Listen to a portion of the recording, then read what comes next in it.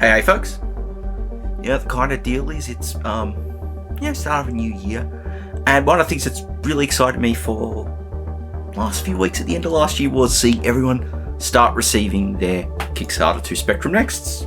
There's my Kickstarter 1 unit sitting there, and I thought about doing something to sort of celebrate the occasion.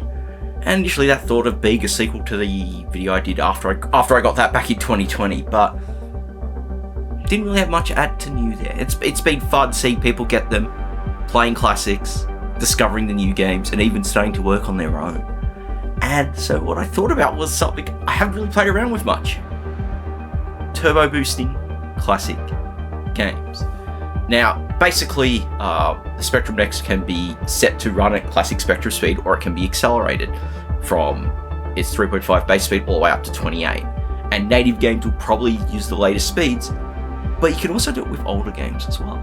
And so what I thought, because it's summer and I don't really have the patience to want to sit in front of lots of machines for lots of time, I thought I'd just randomly go through the stack of games I have on my Next SD card, load them up, see what worked accelerated. As a bit of a starting point, this isn't the exhaustive list. Like most 8-bit machines, the Spectrum has an incredible library of games, and I don't think I could do justice to that. But I just sort of want to scratch my own curiosity a bit and run through a bunch of games. Now, before we get underway, if you haven't really played around with this, it's actually a pretty easy feature to do. I mean, all it takes is when starting up a game, you're in the browser, you select it, you've got the option to set speed. If you have the right upgrades to Next.xos, you have the latest distributions, it caches all that on your SD card, so that when you go to load that game up the next time, boom, it already applies the setting. It's also worth noting that if you want to, if you have an accelerated Next with the Pi accelerator in it, you don't really want to use this when trying to load an actual TZX. I found I could do that at 7 and it was okay, but sped up, but beyond that it sort of has problems. And of course, if you're running a clone of the Next, an NGO or the Xberry Pi, this will all apply to that as well, because it's the same machine. So let's go run through some games and see how they fare.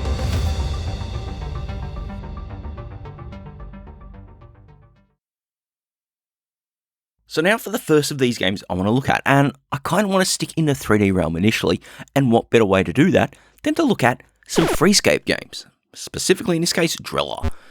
Freescape games really show up nicely when run accelerated. That's no surprise, of course, they are fairly complicated games when you think about it. So what I found here is that at 7 MHz, the customary refresh rate is gone, most of the time at least, though you're still going to see it for those complex scenes. One thing that's even better with Freescape games is they do scale up if you choose to run your Next at an even faster speed.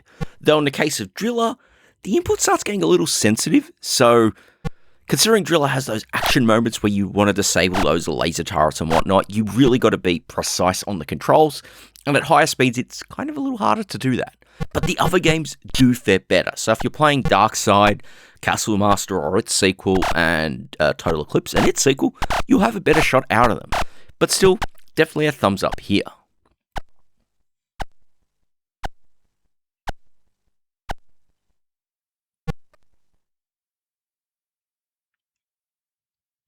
Next up, we've got Virus, and Virus in its original form is one of those games that was basically impossible. In fact, if you know the history, it was one that was sent in on spec, and then they approved the conversion and made it official. And yeah, you could see it. At base spectral speed, it does chug a bit, but it's playable, and it too really benefits when accelerated up to 7 MHz. It really helps with the responsiveness too, because it's one of those games that, can be a bit tricky to play. And I'll admit, when sitting down for it to record this footage, I really did struggle with the game a bit. I've been wanting to get better at Virus. I've been wanting to cover it on the channel for a long time, but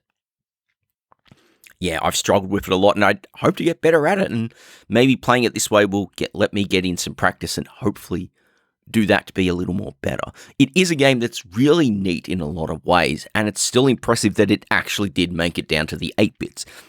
Even if said version was only for the Spectrum, it's still an impressive work to happen. So, one to definitely check out if you're curious.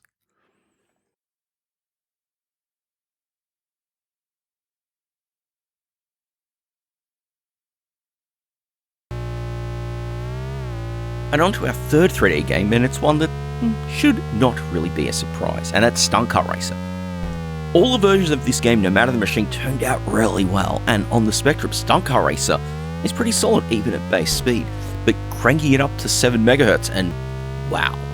Can I just say that it really benefits here? It feels really good to play. I mean, it felt good to play in original speed, but now boosted, it feels like the game's engine, the game's core, was designed to get whatever processing power it could in, and with the extra processing power at 7 MHz, it just eats it up without issue. Like, the timing feels right, the controls feel right, all the sound is good, and it really just helps the handling so much better.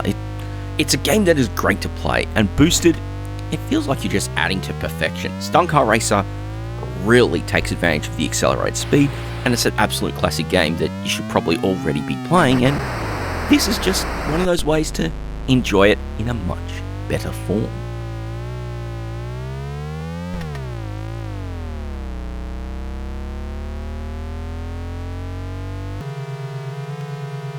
But now for a bit of a coin flip, as we've got the conversion of hard driving, and to me that's one of those games that, did they actually try for an 8-bitter? And they did.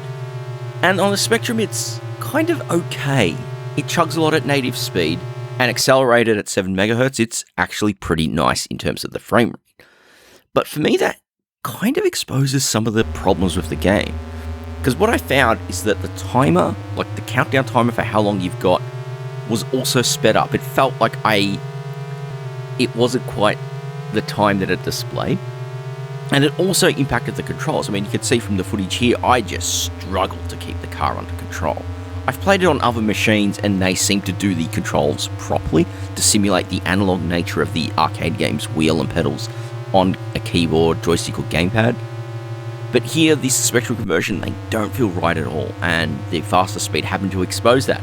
I was actually really looking forward to sitting down with this properly, but at the end of the day, it was just a little too unplayable for my liking, and I was a little bummed out that though the frame rate is good and solid, the gameplay just doesn't live up to it. It feels kind of more disappointing than other conversions, which, you know, might... Well, not necessarily other conversions of hard driving, but other conversions in general, where the boost doesn't quite help, but they're still playable enough anyway. Alas, hard driving is up there for the frame rate, but not so much for the controls.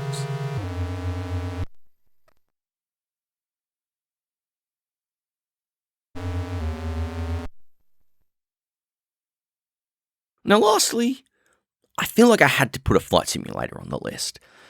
And I chose Project Stealth Fighter or F-19 Stealth Fighter. And that might not be the best choice because compared to other simulators, it's a little more methodical in its missions. You know, these missions in the Stealth Fighter are flying to a target, dropping bombs and coming back. But I think it really helps because you've got to be really precise with your inputs in order to maintain your stealth rating. And the extra frame rate really helps benefit that. It's easier to, you know, to keep your control steady, to adjust throttle, accessing, you know, the weapon bays and your weapons forward. You do need to fire weapons and close them quickly to minimize, you know, how long your stealth rating is lowered and all of that. And so Project Stealth Fighter does actually work really well upgraded. And again, it's one of those games where the coding was done in such a way that it doesn't seem to interfere too much with other gameplay aspects. The game's time acceleration works, the flight keeps a consistent speed, but everything's just smoother and more responsive. And, well, yeah, that's very much a big positive in my book.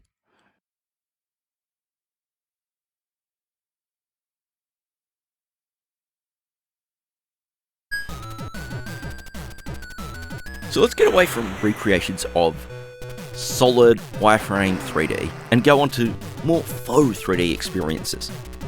And the first game I've got here is Turbo Outrun.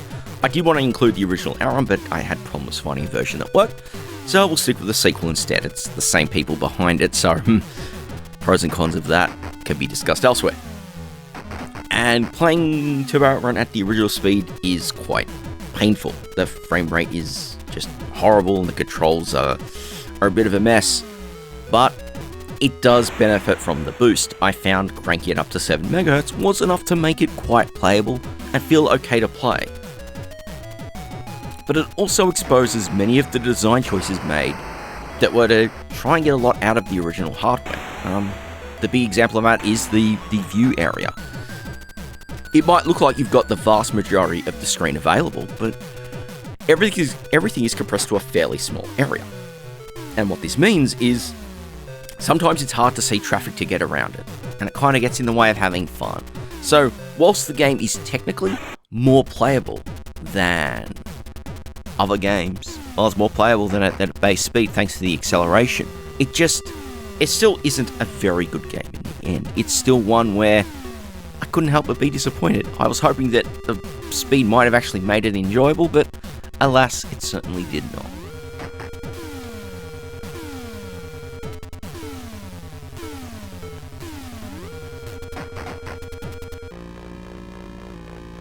Which is kind of a similar story with the next game here, and that's Lotus Esprit Turbo Challenge. Now, if you want more about how that game plays, I did a video on it alongside the Amiga and 64 versions a very long time ago. There'll probably be a card for it now.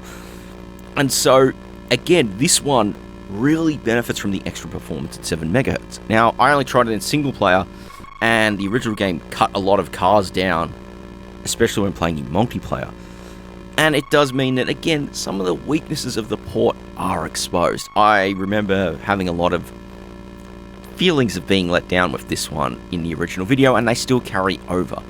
It does play a lot better because of the extra speed. It feels a little more responsive, not a surprise, and all the audio is okay, but it's a port that could have been better, but it's still a little more playable thanks to the extra horsepower. So if you're open to those kind of races, you'll probably still get a lot out of it, and I'm sure there's other races that use this vanishing point effect that are improved as well, but I went sort of as much as I could with the time I had.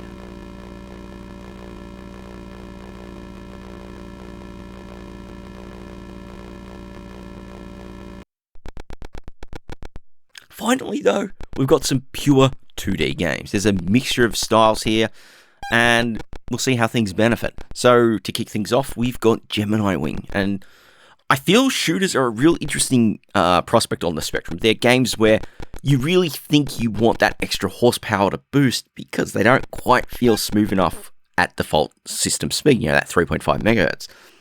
And cranking it up to 7 does help, but I feel Gemini Wing is kind of at the border of whether or not it's actually fully controllable here. It's controllable and it's playable, but I tended to struggle a lot with it at the faster speed, and a similar thing happened with a lot of other shooters that I tried.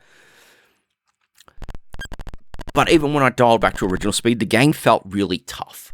And maybe it's just the fact that I needed to put way more practice in. I don't know. I felt the activating your special weapons was a little more sensitive at 7 MHz, and that impacts as well because you accidentally trigger them when you don't want to. It's a little harder to trigger them when you do need them. Again, that's what I found here. It's interesting to see it improved, but I'm not sure whether this is actually the right kind of speed for it. Your mileage might vary there, and maybe there are some other shooters that do benefit that I completely forgot to check out.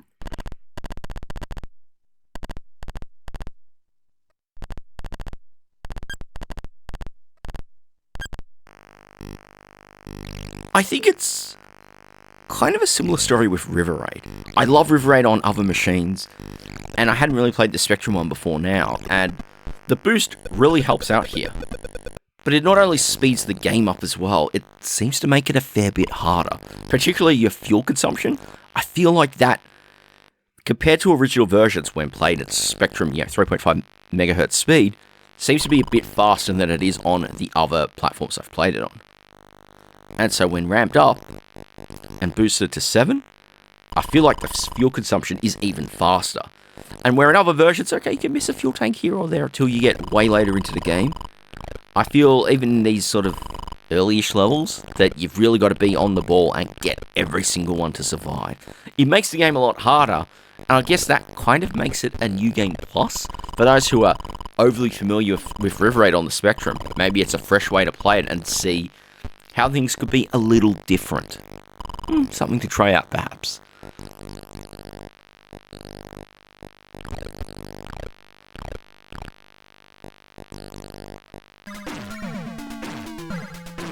back to something completely different. Well, not really, it's another racing game. It's specifically supercars. And this is a conversion that the boost to 7 MHz really benefits the game. I quite like this Spectrum version, but when played at its original speed, it felt a little too sluggish. There's quite a large gameplay window, there's a lot to update, including attributes, and it does slow down a fair bit. Especially around the start of races when you've got like 3 other cars on screen that you're trying to get past. It really gets in the way of the responsiveness of the controls. But at 7 MHz, that's all pretty much gone. The game feels great to play, and it's an overall positive improvement. I can't help but feel like, in an ideal world, this is what the native speed would have been, but, they pushed that hardware incredibly well, did a pretty good job with the port, and now sped up, it benefits quite a bit from it. I had a really good time playing it for the course of this video, and I had to stop myself before recording way more footage than I actually needed. So Supercars is a game that absolutely benefits here. It's a really solid conversion, and the extra speed really helps out making it that bit better, that much better to play, so one that I really do have to recommend quite strongly.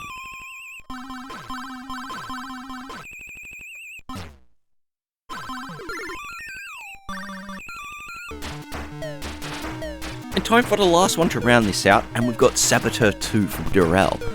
Now, I'm probably going to say something that's a bit of an unpopular opinion, but at original Spectrum game speed, I find this one incredibly hard to play. It's just a little too sluggish for my liking, and I just really struggled to get anywhere. It took me a lot of practice to get as far as I did in the first mission in showing off footage for the video. So when you crank it up to 7 MHz, it's like night and day. The experience here is so much better to play. It feels so much better. It's way more responsive. You can actually have a bit of a good time with it, or a better time. And of course, the amazing soundtrack of the 128K version is not impacted at all, and that's why I love being able to overclock the processor and not the entire machine. Now, the thing is though, this one is strongly recommended, but the first Saboteur got a nice one remake for the next pretty recently, and I expect that this is going to get that as well, so it might be a little redundant. But who knows? Maybe it'll be different enough from the original game that having the original game on hand to play boosted is still well worth doing. It's a great conversion? It's originally written for the Spectrum, lol. It's a great version of the game, and these speed improvements really make it night and day. Much like Supercars, it feels native to be this fast. And all up, it's a game that I want to spend more time with now because I can really enjoy it as it is.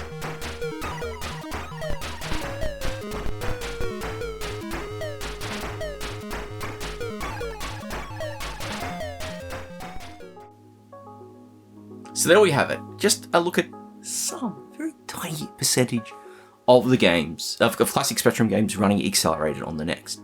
Like I said in the intro, this is really a sampling. There's a lot of games in there, and I'm sure I missed a bunch of games that I could have covered, and I just didn't really have the time to sit down with and play with properly. A lot of adventure games, I think a lot of isometric games would benefit when run at faster speeds, but they're very time consuming to get into, especially if you don't know the solutions off the back of your hand, and that's me for a lot of them, so I didn't really sit down with it.